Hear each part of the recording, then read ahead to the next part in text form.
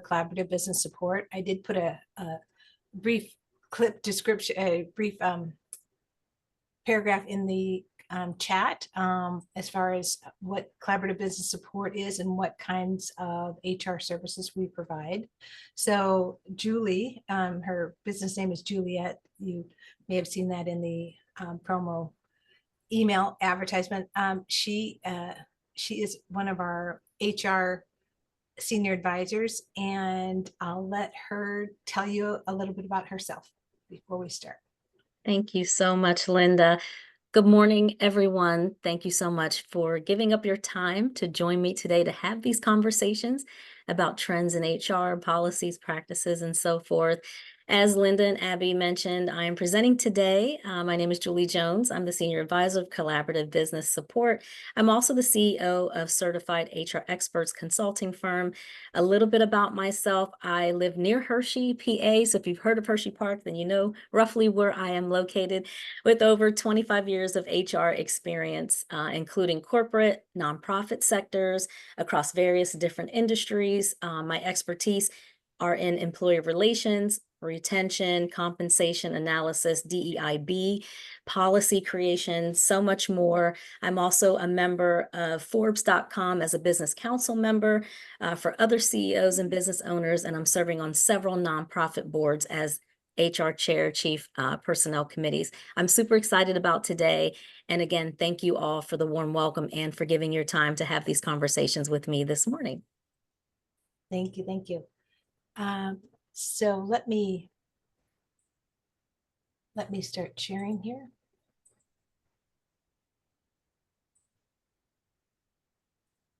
There we go. Okay, can you see my slide? Yes. Okay, great. And I will, as a caveat, be going back and forth between just personal and professional experience notes that I've taken, as well as the slides. So thank you, Linda, for monitoring navigation through the slides this morning, in addition to the chat feature. And with our first slide today, we're going to talk about empowering nonprofits. And we're going to focus on the essentials of HR practices and policies for success.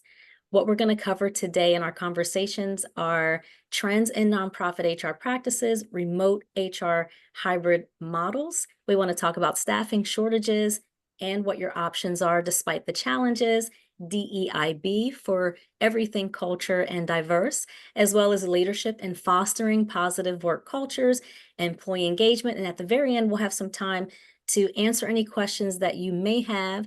But just for starters, I wanted to do a very quick icebreaker, no obligation, but I'm super excited to find out where you or your immediate family were born. I love finding out about different backgrounds and cultures. I'll start out by saying I was born here in Pennsylvania in the US, but my family were born in Trinidad. They trace back to West Bengal, India. And so I grew up around all things Caribbean, Caribbean food, Caribbean culture.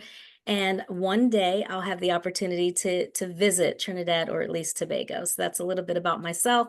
Feel free to drop where you or your family are from in the chat as we begin to move on to the next slide and talk about some of these trends in nonprofit HR practice.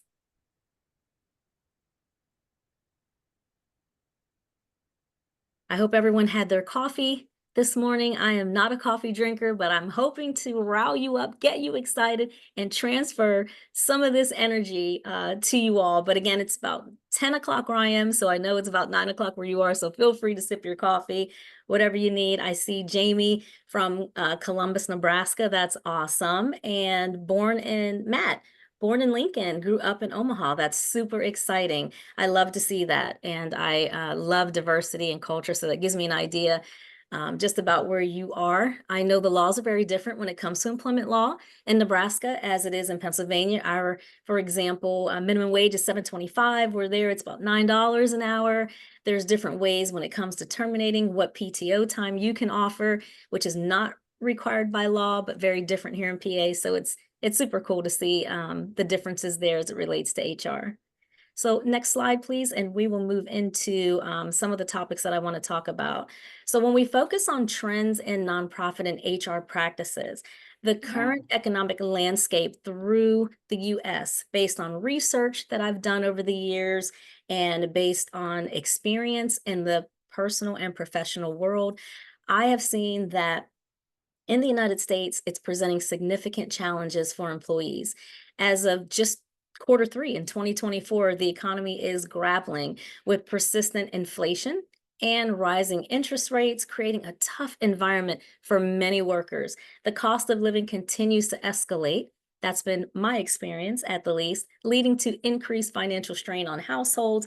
And this economic pressure is contributing to heightened levels of employee disengagement, burnout, and as individuals feel the impact of these financial stresses on their daily lives, it affects their work-life balance. So in response to some of these challenges, HR leaders like myself, professional leaders like yourself are proactively seeking solutions to kind of combat the disengagement crisis.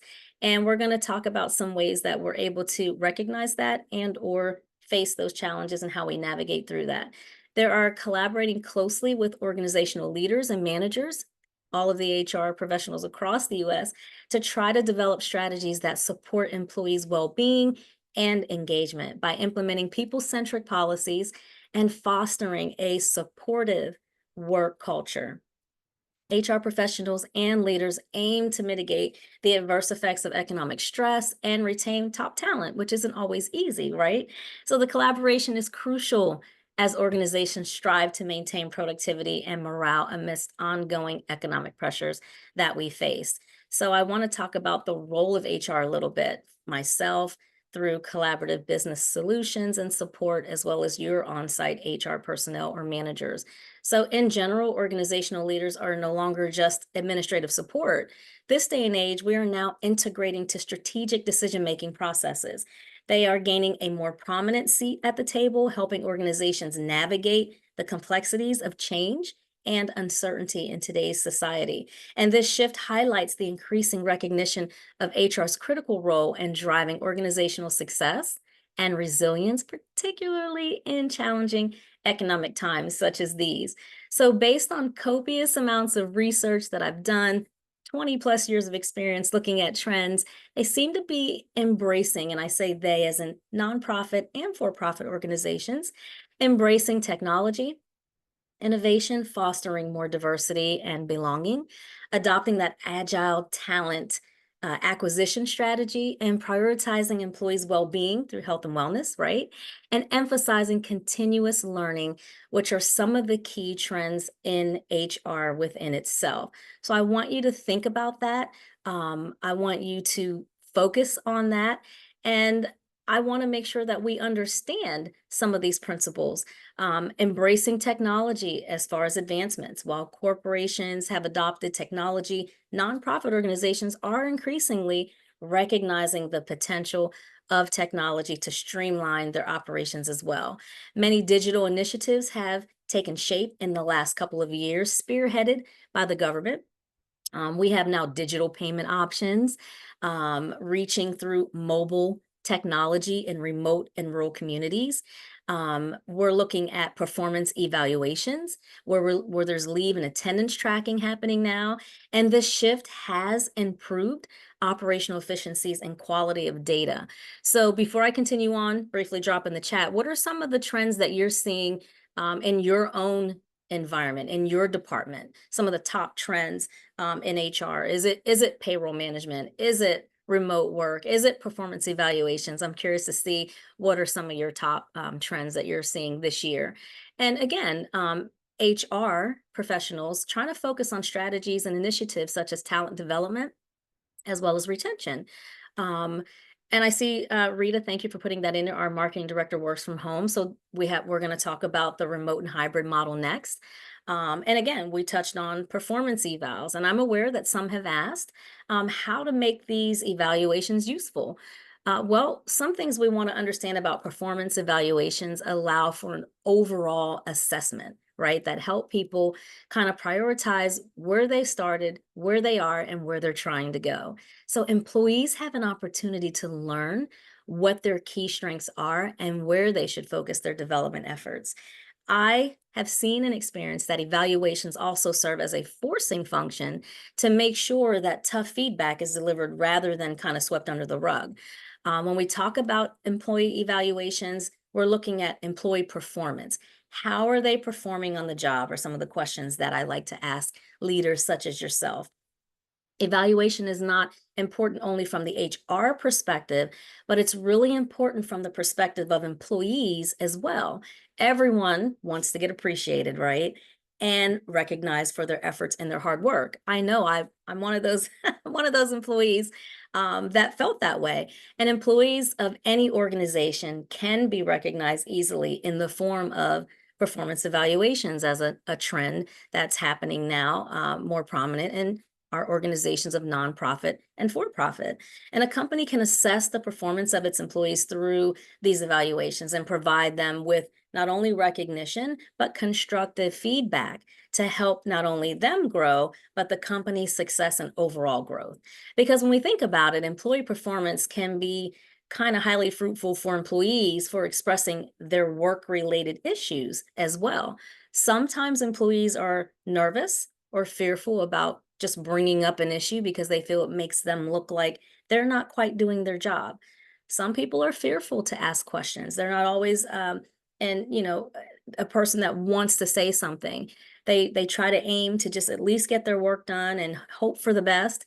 You have, in my household, we have what we call introverts and extroverts. I'm very extrovert. My husband to be is very introvert. So I tend to voice things a little more quickly, a little more loudly, if you ask him, right?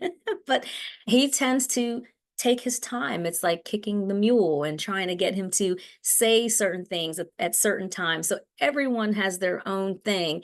And I believe that employee evaluations, and I've seen that they have been able to identify these strengths and determine some of the weak links within your organization, within your own teams. You'll be able to find out what's wrong in the workplace, right? And which part of your workforce isn't being able to bring in the desired results. Maybe that's anticipated or the goals that were set, and which employees aren't performing well enough through employee performance evals. So the success rate and the takeaway from this that I hope everyone would grasp at is any business depends on how well the employee of the company are performing. Employee performance evaluations will help you know if your employees are performing up to the standard and expectations. It's opening up that opportunity for effective communication that may not always happen in our day to day. We're busy in our day to day. We have a lot going on. And quite often we say we have an open door policy, but sometimes the door's open and we're buried under paperwork, under responsibilities. And, sometimes it doesn't always happen in our day to day, but time focused on the job descriptions and feedback when you're doing evals, good or bad from the manager, allows the employees to receive that constructive information, set goals, set training needs, as previously mentioned. And it's a time for expected honesty and relationship building as a tool in that direction. Um, I want to pause for a second. Linda, is there anything in the chat that I may need to address before I move forward? No, but I apologize. I thought you had said next slide, please. So I had moved ahead and so I'm sorry. Nope, that's okay. One thing I've always learned is be prepared for anything.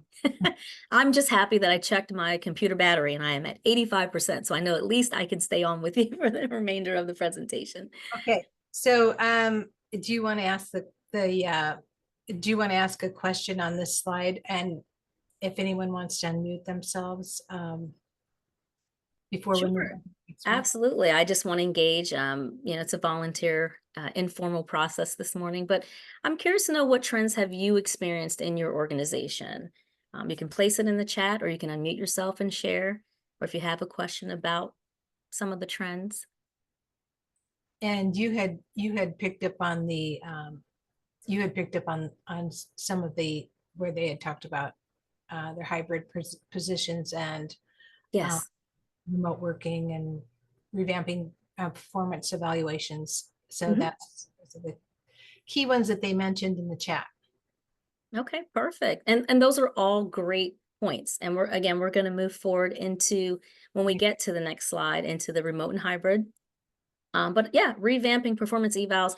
There's no one size fits all, right or wrong. It's really tailored to your organization and your department. And it's understanding that rather than checking a box to say, okay, you did well, you didn't do well. You got a 1 out of 5, you got a 5 out of 5.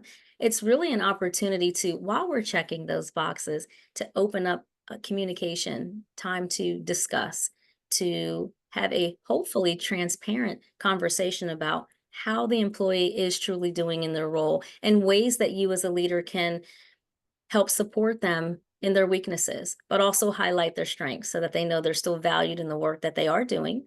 And set goals so that they know if they want to advance in their department or move within another position in the company. This allows that opportunity to start those type of conversations that may not happen by someone just walking in to your open door policy and scheduling time to talk about these things. And it's also a time, at least for HR professionals like myself, to dig into the job description. Sometimes, and I hope this is not only my experience, but there's times that we may lose someone on our team and we have to reallocate work to the other team members until we backfill that position. Or they're doing work that we as managers may not be aware of. And they go, well, I've been doing all this extra, but it's not in their job description, or they didn't read it, or they read it the first day, which I love during new hire orientation, right before the job, and then it disappears and no one pulls it back out. And so they aren't quite catching everything that might be expected in that job description. So that's an opportunity to go through the job description and reformat, retailer, change some things, enhance some things, or take some things away as your department changes. So that's another great opportunity when you're doing performance evals to really hone in on the job descriptions and make some changes so that you and your staff are on the same page. Samantha put in there, we are working on strengthening our DEI initiatives. That's perfect and right on time, Samantha, because I wanted to talk about more trends that include a stronger emphasis on diversity, equity, inclusion, and belonging. I know that in recent years, there's been a growing emphasis on DEIB across various sectors, right? So this year has brought forth the importance of actively working towards creating a diverse and inclusive work environment. And additional trends include, and we'll get to DEIB on another slide, but I just wanted to point that out because what you put in the chat was right on time, because that is another trend that's happening. Additional trends include agile talent acquisition strategies. So with the changing landscape, and most nonprofits are grant funded, you have donors. Donors and grant making organizations are highly tuned to creating and expect stronger impact for the donations they make. The performance is key to success, and realizing that the importance of attracting and retaining top talent to drive your mission forward is definitely going to be key. I know HR professionals, again, like myself, in this sector are evolving and adopting to these agile talent acquisition strategies. We're aiming to try to help organizations like yourself to attract skilled individuals from both within the sector and outside. So who align with the organization's values and would like to give back to the community are things that we are thinking of when we're in this process. And that can include leveraging social media platforms. I have a 27-year-old and a almost 23-year-old that I can't seem to get away from social media platforms. If that's anybody else's experience, please give me a thumb or anything so I know I'm not out here by myself. But I can't even get a few words into my children sometimes because their head's down on their phone or they're connected to social media. But there are pluses to that. And again, when we talk about leveraging social media platforms, we're talking about sometimes how organizations conduct virtual webinars like this one. Interviews now are being done virtually. That wasn't a thing of the past. And using data-driven recruitment tools is another trend to identify the right candidates efficiently with a DEIB focus. So as we're thinking about this, think about exploring partnerships with other nonprofits and institutions that are offering, internships or ways to nurture our younger talent for more cost efficiency and nurturing that new talent that comes in with fresh ideas right in the door off the bat. And then we want to also focus on the trend of employee well-being and mental health. That is prominent. And we know that through experience that the well-being and mental health of employees have gained significant attention in recent years, especially during the pandemic. So just like their corporate counterparts, nonprofits as well are acknowledging the importance of addressing these aspects.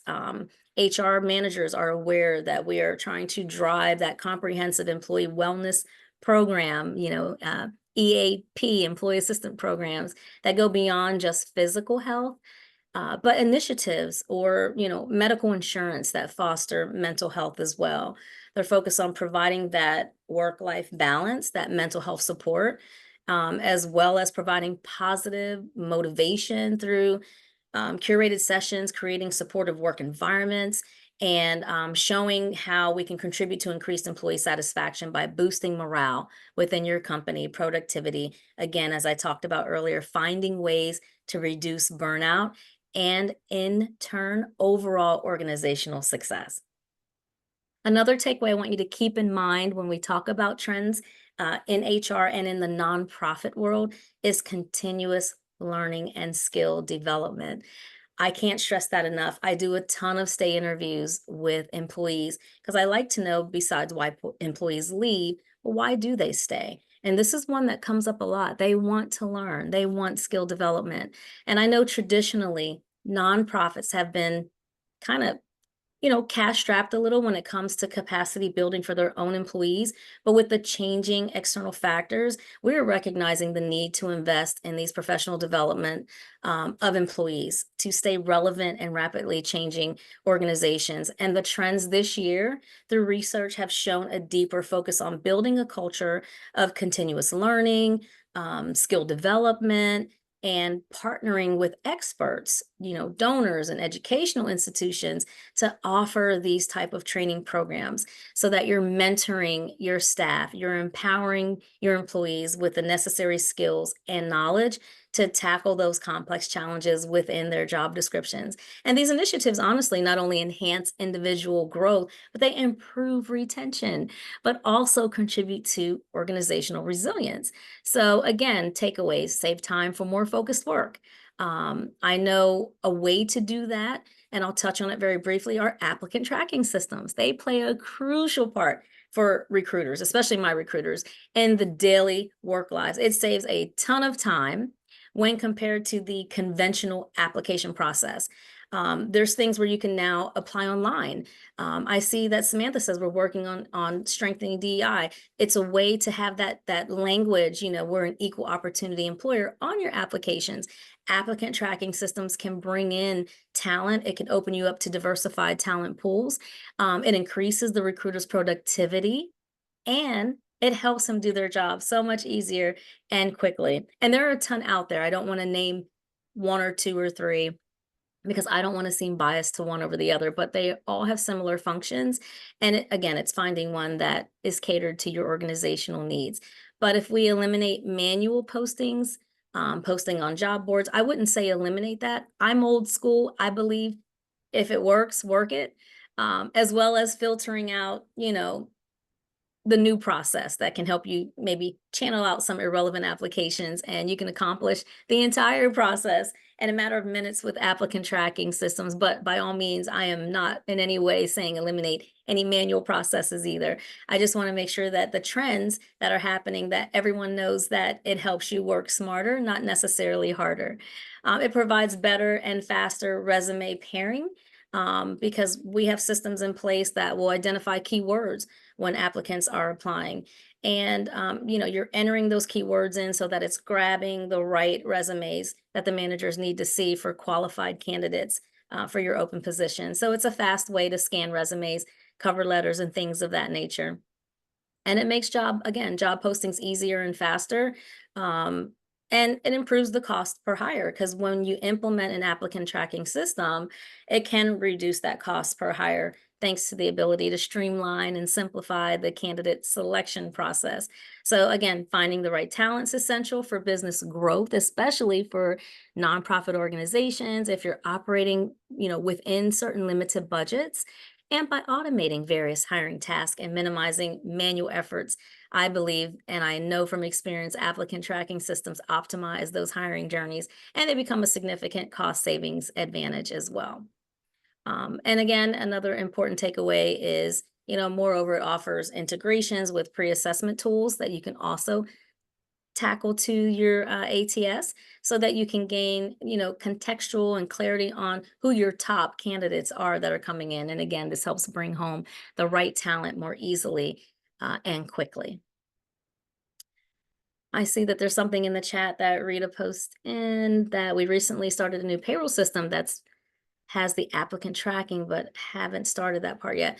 Great. Again, it's working smarter, not harder. And a lot of these systems are now able to integrate, which is super cool because it's a cross function. Some of the ATS systems we use also included not only payroll, but it included our equal opportunity reporting requirements for any nonprofit or for-profit that have 50 or more employees here in the state of PA. So that's been a great tool because we can jump into that system and run those reports and literally filter out the things that we need to capture the data for our compliance audit requirements. Next slide, please. Our next topic we're going to move into that came up in our chat was the remote work hybrid model. And I'm just going to make sure that I have the chat open, but I'm not able to see the screen as much. Linda, if you can just make it just a little bit smaller.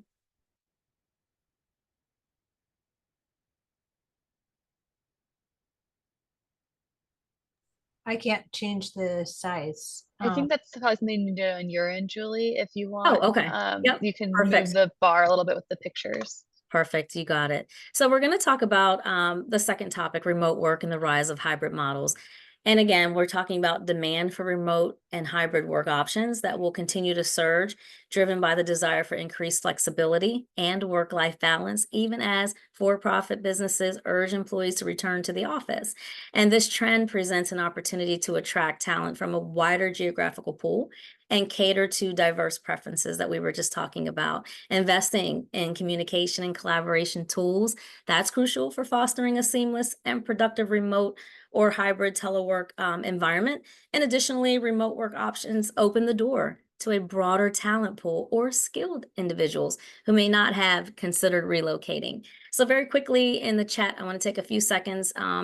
Again, I know some have already posted in there, but does your staff have a hybrid or telework option?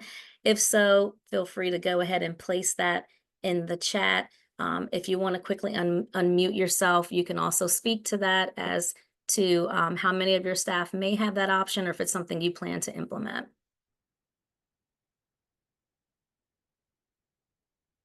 Julie, what was the percentages that you're talking about? Something about by 2030, how many Yep. people? Yep, that's coming up. So as of 2023, 12.7% of full-time employees work from home, while 28.2% work a hybrid model.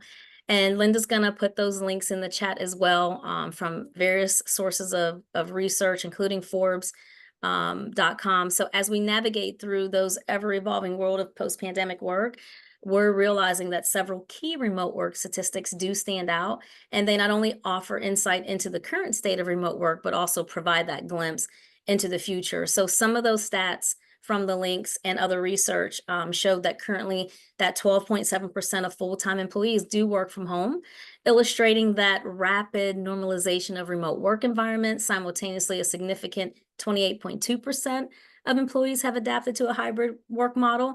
And this model combines both home and in-office work, which offers that flexibility and maintaining a level of physical presence at the workplace.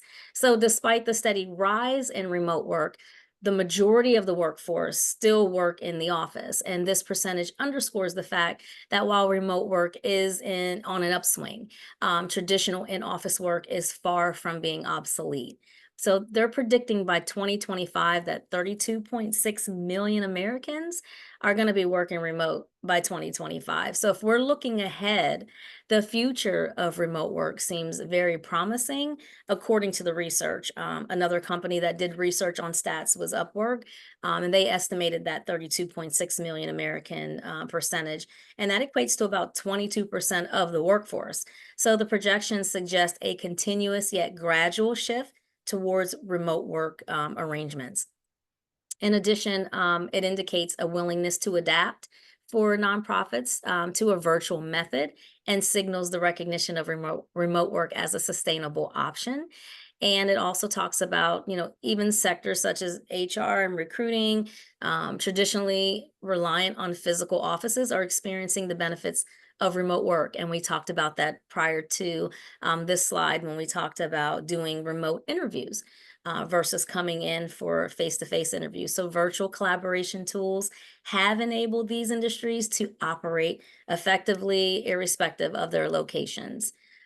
In addition to that, I want to touch on some of the benefits and challenge of remote work. Feel free to drop that in the chat if you've had any challenge to remote work or teleworking. But embracing remote work comes with its own set of benefits and challenges. So it's impacting both employees and employers like yourself in a various number of ways. But understanding that these aspects can help in creating effective strategies for managing the remote work. So remote workers say that flexible hours are at the top of their benefit requirement list working remotely.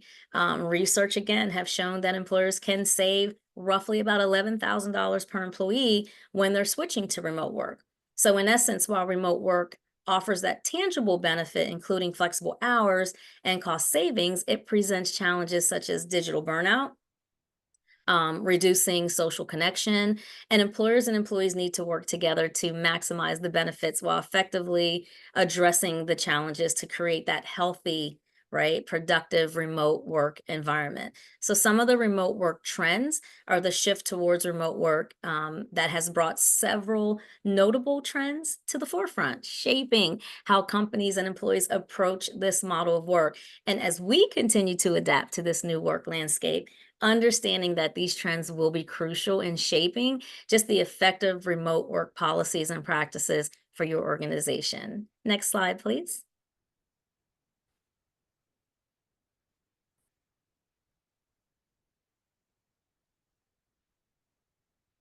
All right, so I want to move into the next slide as we move forward here. And again, I just have to make sure that I can widen my screen. So we're going to talk about staffing shortages and those options, assessing the current hiring situation. So some key takeaways are salary and disparity. In the US, I wanted to point out that the talent scarcity is on the rise. So as of just this year, 2024, there's a US labor shortage currently sitting at 70%. 5 percentage points below the global average. So that means 7 in 10 employers are actually unable to find suitable candidates for their job vacancies. So very quickly, if you can name one reason you may believe your organization might be affected by staffing shortages, please feel free to put your response in the chat. And while you're doing that, I want to talk about those shortages. So improving employee morale by prompting and responding to employee feedback is crucial because the focus is working with the talent that you do have. So I try to encourage managers to have regular one-on-one meetings with their direct reports to give and receive that feedback, set goals. We talked about that with employee evaluations, right? Celebrate accomplishments and strengths. And that builds and strengthens that working relationship. You can do that in a number of ways when you conduct the exit interview and the state interviews that we talked about to better determine how to amplify your company culture and job satisfaction. So state interviews give you that opportunity as well as performance evals to find out the why employees are staying at your organization. If you can keep most of the employees that you have and continue to fill your open positions, that helps with battling the shortages of open positions and vacancies or high turnover at your company and what can be improved. So unlike the exit interviews, when employees are departing, you can make changes to keep your star employees, for example, before they're handing in their 2 weeks notice or resignation. And then again, implementing what we talked about prior, that reskilling and upskilling initiatives. Provide resources that enable your team members to acquire any necessary skill to help your business, whether a staffing shortage happens. You can focus on both reskilling and upskilling. These trainings teach these employees how to do completely different roles and responsibilities, like switching from being an assistant to maybe an associate, or another high-level position. And upskilling training also helps employees improve their current capabilities and learn new skills so that they're in a position to be promoted. So make professional development a part of your company culture by fostering these on-site trainings, leadership coaching, conferences, webinars, clear career advancement plans. So have an internal hiring program or plan and mentorship initiatives, because candidates and employees, they want to work at a company that values career advancement. I hear that so much when I do stay interviews. They want to feel valued. They want opportunity for room and growth, for advancement and growth. So it's likely to help your recruitment and retention efforts. And again, we talked about this prior to promoting that work-life balance. Many of your employees are saying they're probably overworked and stressed or burned out, which overwork and stress leads to burnout, right? So one of the main causes of increased turnover is that burnout. So when you're faced with an employee shortage, consider instituting some of the company policies that promote your work-life balance, even beyond just EAP. I'm going to move very quickly in lieu of our time, and I'll say we'll go into the next slide, please. Okay, moving on to the next slide, I want to talk about DEIB, diversity, equity, and inclusion. Some key takeaways for best practices is establishing a sense of belonging, treat all your employees fairly, offer equal growth opportunities, rewriting those job descriptions and job ads, supporting innovation and creativity, educate employees on DEI, support teamwork and collaboration, and briefly drop into the chat if you wish. What does DEIB mean to you? I'm going to share just a little bit about what it means for employees based on interviews, engagement, and things of that nature. A lot of times it's understanding what DEIB really is. And you've probably heard the term a million times, and it's beyond just job applications and racial background, right? It's equity, it's belonging, which are less familiar terms that are used. I know Deloitte did a study where they found that diversity, equity, inclusion, and belonging offered a company about 46% increase in competitive advantage in the industry. So diversity, equity, inclusion, and belonging, DEIB is the concept of working together to boost team dynamic. So keeping in mind that it refers to the demographics of your workplace. That includes the ethnicity, gender, sexual orientation, age, military, veterans, ADA for disability status, so on and so forth. And of course, equity gives each employee that fair and equal access for opportunities such as growth and advancement. Inclusion ensures that everyone on your team is treated fairly. And belonging, which centers around the employee's experience of feeling accepted in the workplace. Every employee, every team member should feel that their perspective is valued and adds something to that team, to that department. Belonging to a team that amplifies a sense of that value. An employee is needed and wanted, and when they feel needed and wanted, they feel loyal to that organization. So you'll improve bias awareness by creating the atmosphere to establishing DEIB in the workplace inherently, making people more aware when it comes to staffing projects, hiring, performance evaluations, and so much more. Next slide, please. The next topic I want to talk about is employee engagement when we attract and retain talent. I encourage managers buy-in, communicate with employees regularly, provide plenty of employee feedback, make building an engagement strategy a priority, communicate the company and employee objectives, measure the employee engagement, set up employee recognition programs, and practice on-the-spot recognition.